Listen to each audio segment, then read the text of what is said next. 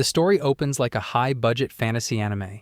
A massive bear-like monster charges toward a group of 4 teenagers. 3 girls and 1 boy stand their ground calmly, showing no fear. As the creature closes in, the boy steps forward and spreads his arms, facing the beast with quiet confidence. He is the legendary dragon god's successor, Hinomori Ryuga. The aura is so strong that even the monster probably regrets logging in today. Next, Yukimiya Shiori, the Shrine Maiden of Fortune, raises her sacred weapon and unleashes a long and dramatic spell. In short, she freezes the monster in place and tells everyone to attack now. Support players really carry the team. Then, Aogasaki Rei, known as Guillotine Waltz, dashes forward with her wooden sword. She casually cuts off one of the monster's arms. Not wanting to be left out, the cutest girl, Elmira McCartney, joins the attack as well. She says she cannot just stand still and watch. Cute on the outside, chaos on the inside. Finally, Ryuga leaps into the air and calls upon the dragon god's divine power. Dragon-shaped energy surrounds him as he delivers the finishing blow. The impact is so massive that it leaves a giant crater in the ground. After the battle, Ryuga looks exhausted. The 3 girls immediately gather around him and praise his performance. Rei and Elmira keep talking about random stuff, but Shiori notices that Ryuga's hand is bleeding and offers to heal him. Before she can use her power, Rei stops her, as such a small injury is not worth it. Elmira then grabs Shiori and boldly volunteers herself. Everyone acts like he's the only man alive. At that exact moment, another boy witnesses the unbelievable scene of 3 gorgeous girls surrounding Ryuga. Completely stunned, he can only shout Ryuga's name in disbelief. This is Kobayashi Ichiru. He cannot believe that beautiful girls once again surround him. Ryuga notices him and nervously calls out to his best friend, asking when he got there. Ichiru casually says he arrived just now because he heard an explosion and came to investigate.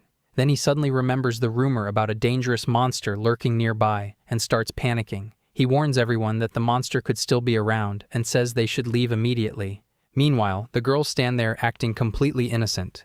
Ryuga calmly tells Ichiru that everything is fine and that the monster no longer poses a threat. Ichiru looks confused, so Ryuga points to the monster's severed arm lying on the ground. He explains that when he arrives, the creature was already dead, and he has a strong feeling that this is the same monster from the rumors. Ichiru stares at the massive remains in shock and wonders what kind of being could defeat another monster like this.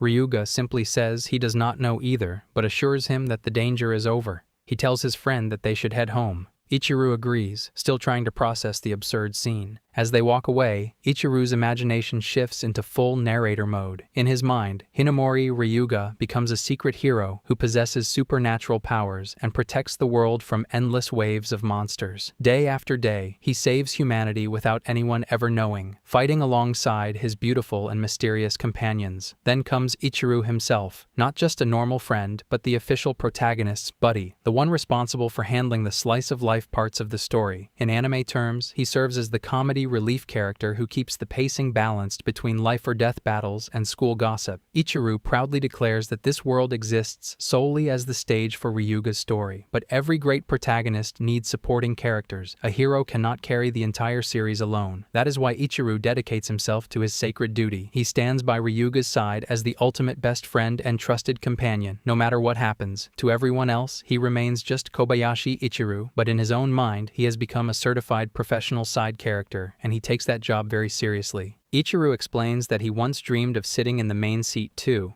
As a kid, he always cheered for the Red Ranger and looked down on the other colors as nothing more than background characters. Everything changed during a kindergarten play based on the story of Momotaro.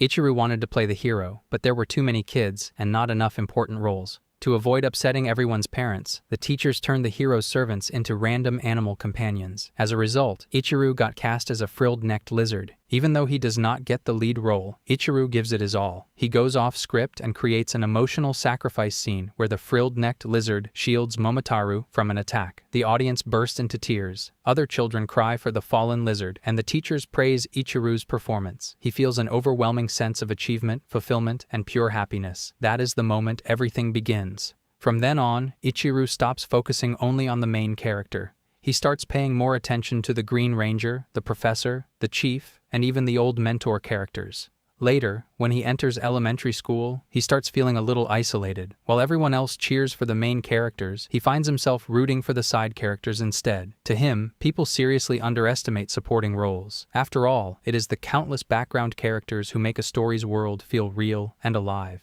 Ichiro decides that he will prove this theory once and for all. His first target is a shy transfer student from Okinawa named Ishida. Ichiro chooses him because he is a loner who spends recess practicing soccer kick-ups by himself. In other words, he radiates undiscovered main character energy. Ichiro immediately appoints himself as Ishida's producer. He jumps into the role of a goalkeeper and starts creating an entire character concept for him. He gives Ishida an over-the-top special move called the Chinsuko Bazooka and even a trademark habit of chewing sugar cane. Ishida is understandably confused and slightly terrified, but Ichiro refuses to back down. In his mind, every memorable protagonist needs a clear and easy-to-understand gimmick. Against all odds, the plan works perfectly. Ishida transforms from a quiet outsider into one of the most popular boys in class. When Ishida asks why Ichiro goes so far to help him, Ichiro humbly reasons that he sees himself as a plain and unremarkable side character. After turning one shy transfer student into a full-fledged protagonist, he continues to identify people with hidden hero potential. That was the turning point of Bro's life. From that point on, Kobayashi Ichiro no longer sees himself as just a supporting character. He becomes a professional producer of protagonists. Ichiro's producer career continues with incredible success. But deep down, Ichiro knows something is missing. None of those boys is the person he truly wants to support. The one he searches for is someone so extraordinary that the entire world seems to exist only as the background for his story. His ideal protagonist, the one true hero. Ichiro vows to find him. He spends his days searching for the perfect main character, and then, on the very first day of high school, he finally meets him. The moment Ichiro lays eyes on Hinamori Ryuga, his eyes sparkle like he unlocks a 5-star character on the first pull. Ryuga's presence is so overwhelming that Ichiro instantly realizes this boy is on a completely different level. Ichiro nervously introduces himself and asks if they are in the same class. He gives his name, Kobayashi Ichiro, and waits for the reply. When the boy calmly says his name is Hinamori Ryuga, Ichiro nearly ascends. Even their names feel worlds apart. Ichiro notes that his own surname contains the character for woods, while Ryuga's contains the character for forest. Ichiro excitedly tells him that his name sounds like it belongs to an anime protagonist. To his surprise, Ryuga admits he does not really like it, as his name makes him feel bound to his destiny and unable to escape it until the day he dies. Ichiro can barely contain his excitement. A cool name, mysterious aura, and dramatic lines about unavoidable destiny. In Ichiro's eyes, Ryuga is pure main character material. The legendary protagonist he has been searching for his entire life may finally stand right in front of him.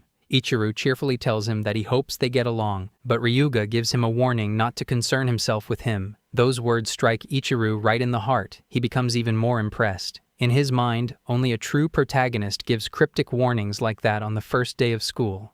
My God, he is cool. This boy is definitely the main character of something. But the surprises do not end there. Later, during the class self-introductions, Ryuga stands up and calmly introduces himself. He explains that, due to family circumstances, he spent his life in a secluded region of China before enrolling at this school. At that instant, Ichiro makes up his mind to become his friend and support him. And even in introducing himself in class, he calls himself Ryuga's friend, which is insane. The scene shifts to 1 year later. Ichiro notices that his chaotic energy slowly rubs off on Ryuga. He no longer makes that annoyed face all the time, and now actually laughs at Ichiro's stupid jokes. Mission successful. Ichiro tells Ryuga a completely ridiculous story about having a conversation with his own fart, and Ryuga laughs while calling it total nonsense. Seeing the cool protagonist smile at his dumb jokes makes Ichiro feel like he won an Oscar for Best Supporting Character. He then shows off the latest update to his Best Babes list. Ryuga wonders why he wastes so much energy on something so useless. Secretly, Ichiro agrees, but he has to stay in character. The loud, easily excited idiot friend cannot break the script now. Without missing a beat, Ichiro suggests they go to the pool. When Ryuga says he does not like swimming, Ichiro casually explains that they are not going there to swim, but simply to enjoy the atmosphere. Ryuga immediately questions what Ichiro thinks pools are actually for. Before the conversation can continue, Ryuga suddenly clutches his chest in pain. His eyes begin to glow, and a strange aura leaks from his body. Inside, Ichiro panics. This has to be the dangerous power sealed within Ryuga losing control. His mind quickly runs through all the clues. Ryuga never speaks about his past, sometimes vanishes from class, often returns with unexplained injuries, and always seems to attract attention from mysterious girls. Now, he is glowing in the middle of the day. Even so, Ichiro reminds himself that his role is to act like the carefree best friend who notices nothing unusual. He laughs it off outwardly, while internally hoping that one of the heroines will appear and help the struggling protagonist. After all, moments like this are supposed to belong to them, not him. Meanwhile, Ryuga is clearly in pain, and Ichiru feels genuinely worried. Just as the tension reaches its peak, a mysterious rumbling sound echoes nearby. Then, as suddenly as it begins, Ryuga's body returns to normal. He takes several deep breaths as the strange storm inside his body finally settles down. Ichiru stares in confusion. Just like that, it is over, and not a single heroine shows up to help. Bro waits for a romance event, but the game refuses to load the cutscene. Trying to act casual, Ichiru asks if Ryuga is okay and whether he is getting enough sleep. Ryuga smiles and sincerely thanks him for worrying. He insists that it is nothing serious and tells him there is no need to be concerned. Ichiru nods, even though he is screaming internally about the glowing eyes, mysterious aura, and earthquake sound effects. Before he can say anything else, Rei suddenly appears and tells Ryuga to come with her. Ichiru instantly labels her as another heroine candidate and notes with great respect that she is a third-year student with overwhelming senpai energy. Staying true to his role as the shameless comic relief friend, Ichiru loudly teases them and wonders what kind of relationship they have. Rei, clearly used to his nonsense, says she has no time for his antics and takes Ryuga away. Ichiru dramatically begs Rei to take him instead, even clinging to her leg and calling her Oni-sama. Rei immediately scolds him and tells him to show some restraint, a brutal but expected rejection. As the two walk off together, Ichiru collapses in despair and cries over the fact that it always has to be Ryuga, but after a moment, his curiosity gets the better of him. Instead of going straight home, he decides to secretly follow them and see what kind of protagonist event is about to unfold. Ichiru sneaks after Aogasaki Rei and Hinamori Ryuga like a low-budget ninja. Until now, he has avoided getting involved in the main story, but his curiosity finally wins. At the very least, he wants to know what that dragon-like aura actually is. His best guess? Some guardian deity living inside Ryuga. Honestly, that sounds way too on-brand. Peeking through a small gap in the dojo, Ichiru sees Ryuga already training while Rei attacks him with a sword. He also remembers that Rei does not belong to any club. Just like Ryuga, she avoids normal school activities so she can stay ready for mysterious battles at any time. Their teenage years are basically all side quests and boss fights. Watching them spar, Ichiru becomes even more convinced that his theory is correct. This town is full of unexplained incidents and monster attacks, and Ryuga is clearly fighting in a secret war between light and darkness. Meanwhile, Ichiru proudly accepts his own duty to make the everyday life arc fun by acting as the clueless comic relief friend. After training, Ryuga sits down to meditate. Rei then asks if the guardian deity inside him starts going out of control again. Ichiru nearly explodes with excitement. So it really is a guardian god. Jackpot. Ryuga admits that he barely manages to suppress it until now. Rei explains that he has been using his powers more often lately, and because of that, the being inside him may be approaching its true awakening. The dragon god within Ryuga is slowly waking up, and from his hiding spot, Ichiro trembles with excitement like a fan who has just uncovered the biggest spoiler in the entire series. Ichiru is stunned when he hears them casually call the power inside Hinamori Ryuga the dragon god. In his mind, that name is way too basic. If you are housing an ancient cosmic beast, at least give it a premium fantasy name like Leviathan or Jörmungandr. Branding matters. Ryuga calmly says he will be fine and refuses to let himself be consumed by the dragon god's power. Aogasaki Rei tells him she has complete faith in him and says he is the only man who earns her approval. That line hits with enough force to trigger a romance flag instantly. After training ends, Ichiru remains outside, still brainstorming cooler names for the dragon god. Just then, Ryuga steps out, lurking like a suspicious NPC. Panicking, Ichiru quickly covers Ryuga's mouth and claims they are on a mission of critical importance. Since he cannot admit that he has been spying on them, he blurts out the first excuse that comes to mind. They are going to peek at Rei while she changes. Ryuga lets out a deeply disappointed sigh. He realizes that Ichiru has been hanging around just for this ridiculous reason. With full protagonist integrity, he immediately says they should stop because it is not the right thing to do. Truly, the moral standards of this protagonist remain undefeated. Ichiru dramatically asks Ryuga if he is really going to turn his back on this. Ryuga immediately warns that they are dead if Rei catches them. Ichiru remembers the time he saw Rei slice a runaway truck clean in half, and the thought of being cut in two makes his soul leave his body for a second.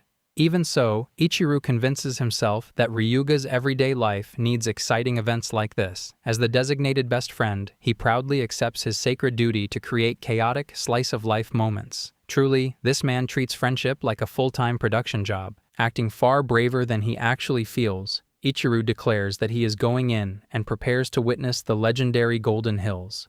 As he peeks through the window, his eyes start twitching from sheer panic and anticipation. Bro is buffering in 4K, but just as the moment reaches its peak, the cold air makes him sneeze loudly. Ichiru tries to save face by mentally claiming that he practiced sneezing on command for situations exactly like this. The delusion is strong with this one. Rei immediately appears at the window and catches the two red-handed. Furious and embarrassed, she glares at them with enough killing intent to start a boss battle. Ichiru screams that they are busted. Even while facing certain death, Ichiru cannot help but admire Rei's flustered reaction. In his mind, the serious heroine delivers exactly the kind of classic anime response he hopes for. His final thought before the inevitable punishment is that this scene is absolute perfection. Rei grabs a wooden stick and chases the two boys like an enraged final boss. Ryuga and Kobayashi Ichiru run for their lives, but escape is impossible. In the next scene, they sit on the floor like guilty children, while Aogasaki Rei stands over them with terrifying teacher energy. Rei asks if they have anything to say for themselves. Both boys immediately deny. That turns out to be the wrong choice. Rei furiously offers them 4 punishments, and all of them are death. Ichiru, still unable to read the room, tries to flirt and asks if she can blow his mind with her beauty. She gets even angrier and accuses him of dragging Ryuga into this against his will. Panicking, Ichiru instantly throws Ryuga under the bus and claims the exact opposite of what actually happened. He insists that Ryuga is the one who talks about it and that he is a very good boy. Ryuga quietly points out that none of that is true. Best friend loyalty.exe has stopped working. Rei then asks Ichiru for his last words. Instead of apologizing, he makes another awkward comment. Critical mistake. Rei's face turns bright red, tears form in her eyes, and she screams for him to die. A second later, her wooden stick crashes down onto his head. As Ichiru starts losing consciousness, he glances at Ryuga and suddenly realizes something terrifying. That second hit definitely comes from Ryuga too. Even the protagonist has limits. The scene shifts to Ichiru walking through town and admiring how Ryuga never breaks the MC character, even on his days off. Even a normal Sunday somehow turns into another protagonist event. And right on cue, Ichiru runs into the elegant Yukimiya Shiori. He instantly senses that Shiori is waiting for Ryuga, and her blush basically confirms it.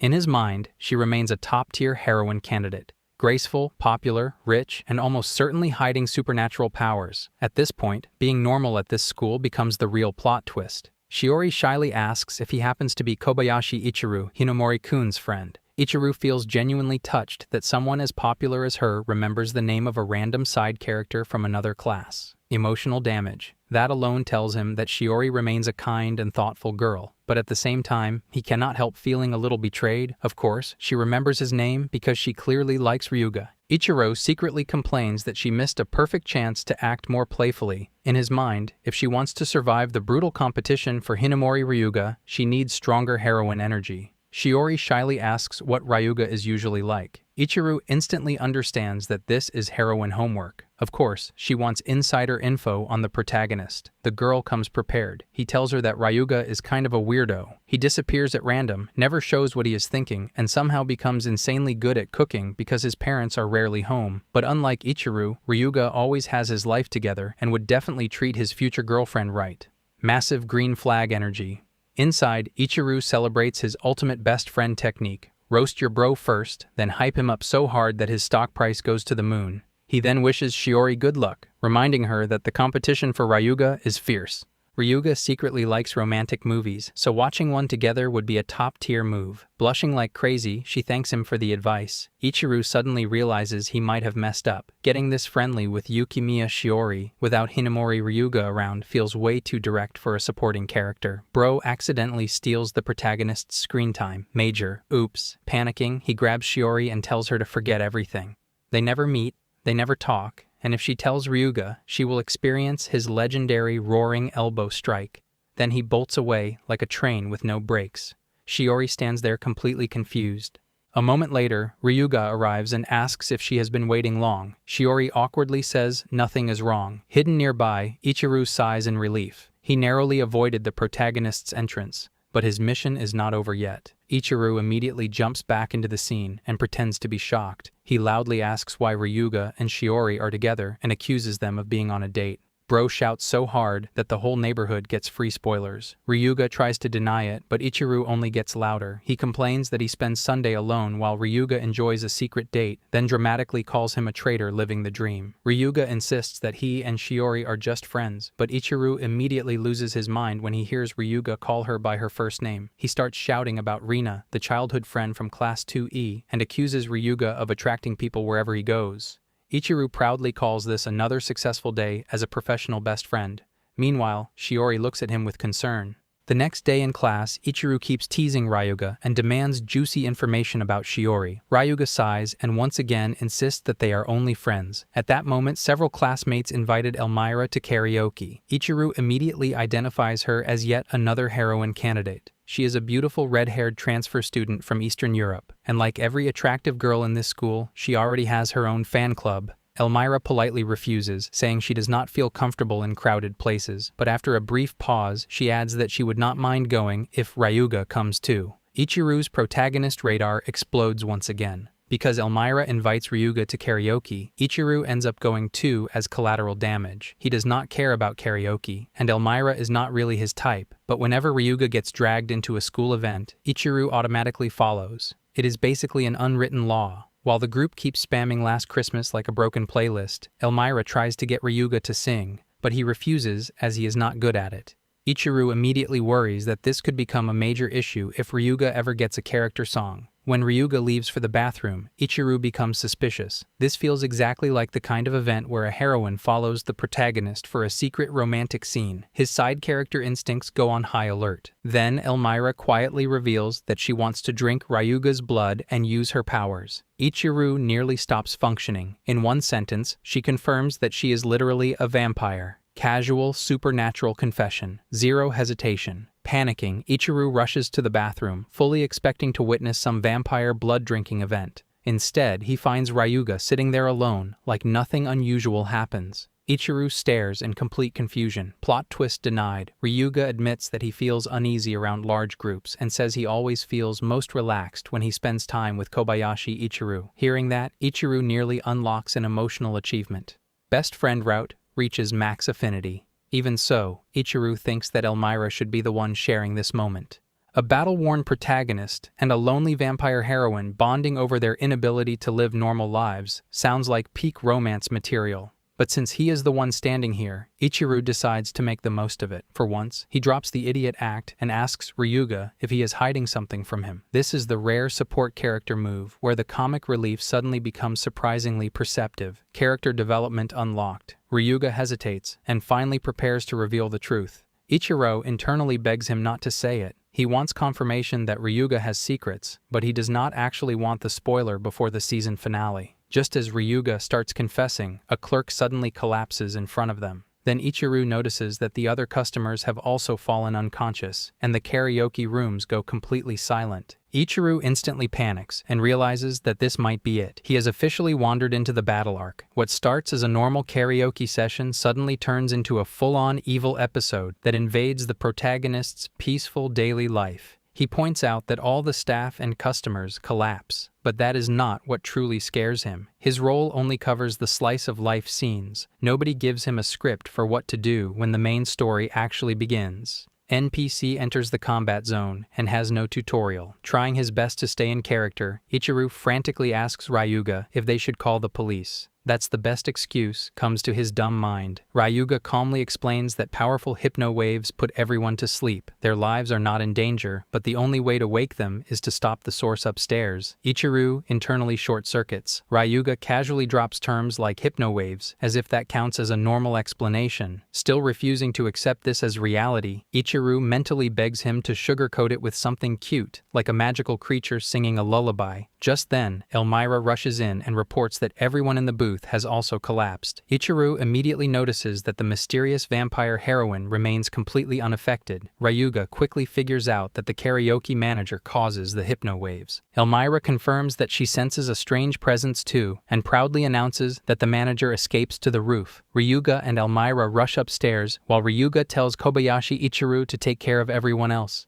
Ichiru feels oddly proud. This is exactly what happens to the protagonist's best friend in every story. While the heroes fight the final boss, the side character handles the civilians like an unpaid intern. Even though it sounds like a lot to ask from a regular high school student, Ichiru throws himself into the role. He carries the unconscious guests and staff to safety, checks every booth, and makes sure no one gets seriously hurt. Support character grindset activated. Once everything settles down, there's nothing left for him to do, so he returns to the karaoke room and sings Last Christmas by himself for the third time. Bro really starts a solo concert while the rooftop battle happens overhead. A little later, Ryuga finally comes back. Ichiru immediately asks where he has been, and Ryuga casually claims that he was only checking the other floors. Ichiru stares at him in silence. After everything that just happened, that excuse sounds about as believable as a villain saying, "Trust me, bro." Ichiru immediately notices that something feels off with Hinamori Ryuga. Then he overhears Elmira thanking Ryuga for the meal and praising how delicious his blood tastes. Sweetest of wines. Totally normal conversation. Ichiru's brain enters emergency mode. He desperately tells himself that he heard nothing and knows nothing, but the truth becomes painfully obvious. Elmira is 100% a vampire. Bro gets supernatural spoilers whether he likes it or not. After the karaoke incident, Ichiru changes his strategy. When Ryuga and Elmira once again ask to leave class because they are not feeling well, Ichiru immediately fakes a cough and asks to go too. His acting deserves an award. The teacher is not convinced, but somehow it works. From a safe distance, Ichiru watches as Ryuga and his mysterious companions rush off to another battle. He decides that learning more about the main story will help him avoid getting dragged into it and will also improve his performance as the ultimate best friend. The more he understands the plot, the better he can support the protagonist while staying one step away from the actual danger. After a few secret stakeouts, Side MC finally figures out the party composition. Yukimiya Shiori handles support, slowing enemies and healing wounds. Rei serves as the frontline fighter, slicing through anything with her vacuum blade. And Elmira acts as the sub-DPS, using blood-based fire attacks from mid-range. Also, she is very obviously a vampire. Casual reveal of the century. Ichiru confidently concludes that one of these three girls must become Ryuga's main heroine. He silently cheers them on and politely asks the universe to keep things PG-13. Almost as soon as he thinks that, Shiori gets caught by a monster and needs rescuing. Ichiru immediately recognizes this as a textbook heroine event. The script practically writes itself. As for Hinamori Ryuga, Ichiru reaches one terrifying conclusion. The guy can basically do everything. He uses healing, fire, and even techniques similar to his teammates' abilities. Ryuga then obliterates the monster almost single-handedly, proving once again that his enemies never stand a chance. Watching from the shadows, Ichiru can only marvel at how absurdly broken his best friend really is. After several stealth missions, Ichiru finally uncovers the full story. The enemies are the Apostles of Gehenna, invaders from a parallel world who once tried to conquer Earth. Although they were defeated long ago, a distortion in this town allows them to return and attempt to revive their sleeping king, the devil. Ichiru quickly realizes what that means. If the devil awakens near the end of the story, the city, the school, and even his own house could be destroyed. His father still has unpaid loans, so the apocalypse would come with bonus debt. Side characters truly suffer the most. He also learns that the dragon god passes down through the Hinamori family, making Hinamori Ryuga special from birth. And because the apostles return right when Ryuga inherits that power, he is basically the chosen one. Bro collects information like taxes. Satisfied with his investigation, he decides he now knows enough to play his role as the carefree best friend more effectively. But just as Ryuga and his three heroine companions prepare to head home, Ichiru accidentally makes eye contact with them while hiding behind a panda statue. He awkwardly raises his hand and says hello like a criminal caught in 4K, stealth level 0. Ryuga and the girls stare at him in complete shock, and in that instant, Ichiru hears the most terrifying sound of all. The friendship status he worked so hard to build begins to crumble before his eyes. The next day in class, Ryuga casually greets the second-hand MC as if nothing had happened. Ichiru immediately points at the sleepy Elmira and asks if she keeps dozing off because she is a creature of the night. Ryuga calmly explains that she simply has low blood pressure. Ichiru feels deeply disappointed that her vampire settings are not being used to their full potential. After getting caught spying, Ryuga finally reveals the truth about their secret battles. Ichiru already knows most of it, but hearing it directly forces him to retire his old role as the clueless best friend. His new class changes to Secret Keeper Support Unit. Character evolution complete. Even with this upgrade, Ichiro remains determined to focus on the slice-of-life parts of the story. The only difference now is that he can openly cheer for Ryuga and ask for spoiler updates from the battle arc. Premium friendship access unlocked. He quietly asks whether any dangerous apostles have appeared recently. Ryuga explains that the enemies grow stronger, but the team is not losing yet. Ichiro then asks about a monster that steals souls from women, and Ryuga casually reveals that they defeated it 3 days earlier. Ichiro immediately relaxes. One more weird threat was removed from the patch notes, but then Ryuga mentions that Shiori and Rei both volunteer to act as decoys. Ichiro's eyes widen at once. In his mind, this can only lead to one thing: jealousy, romantic tension, and heroine competition going absolutely wild. Ryuga hurriedly denies that anything romantic happens with the heroines, then freezes when Ichiro calls them heroines to his face. Ichiro feels relieved about his new role. Now he no longer needs to sneak around bushes like a budget ninja. Whenever he wants battle updates, he can simply ask Ryuga directly and get the patch notes from the source. He asks whether Ryuga faces any harsh trials lately, but Ryuga casually says no and even smiles. Ichiro immediately yells, asking what is so funny. Ryuga admits that he feels genuinely happy. Even after learning his secret, Ichiro still acts the same. He confesses that he worries their friendship might take a fall. Ichiro proudly declares that they are buddies no matter what, and that he will always stand by Ryuga's side. Ryuga grows serious and asks what Ichiro would do if he were still hiding another secret. Ichiro realizes he steps onto dangerous lore territory, so he answers carefully. He tells Ryuga that some burdens take time to share, and he will wait until his friend feels ready. Inside, however, Ichiro panics. He barely survives the first secret and has zero intention of getting dragged deeper into the main plot. Ryuga becomes visibly emotional and starts thanking him, but before he can finish, he suddenly collapses as the dragon god's power goes wild again. This time, Ichiro drops the goofy act completely. Now that he knows the truth, he feels it is his duty as Ryuga's best friend to worry for real. He rushes to his side and shouts in panic, asking what is wrong. Ryuga struggles to calm Ichiro down, telling him to relax while he catches his breath. Ichiro, however, points at the invisible dragon god and yells at it like a dog owner at the park, ordering it to sit down and stop bullying his best friend. After a few tense moments, Ryuga regains control and slowly stands up. Ichiro asks, completely out of breath, whether the dragon god rage quit. Ryuga quietly nods and says that it passes. By now, Ichiro fully understands that this strange episode happens about once a week, yet somehow, not a single heroine rushes to comfort Ryuga, even when one stands right next to him. Ichiro feels personally offended by this terrible harem management and mentally vows to draw on their faces for poor performance. But Ryuga does not look relieved. Instead, he seems deeply troubled. A few days later, Ichiro returns to his usual nonsense and proudly announces that he has obtained a fresh update to his totally useless Best Girls database, complete with overly detailed character stats. He offers to share every detail as if it were classified intelligence. Ryuga shuts him down immediately and tells him to knock it off. Then he quietly adds that Ichiro will need to go home alone again. Ichiro freezes on the spot. Ryuga starts acting distant and his heart takes critical damage. He begins spiraling at once. Did he do something wrong? That would be fine unless a brand new best friend enters the story. The mere thought terrifies him. If some cooler, funnier, and more considerate sidekick replaces him, his entire role in the series could get patched out. Worst of all, the new guy might even possess forbidden powers. Ichiro dramatically cries and grabs Ryuga, demanding to know whether he got a girlfriend, or even worse, a brand new best friend. Ryuga panics and firmly denies both, adding that he could never have a better friend than Ichiro. Ichiro's eyes instantly sparkle with relief. Thank goodness. The world does not need another certified lad competing for his job. That leaves only one possibility. Ryuga still hides another secret. Ichiro decides that, as a supporting character, he absolutely must not pry into it. If even the heroines do not know, then learning the truth first would be a blatant violation of side character etiquette. Soon after, Ryuga slips away before the second period, and none of the heroines follow him.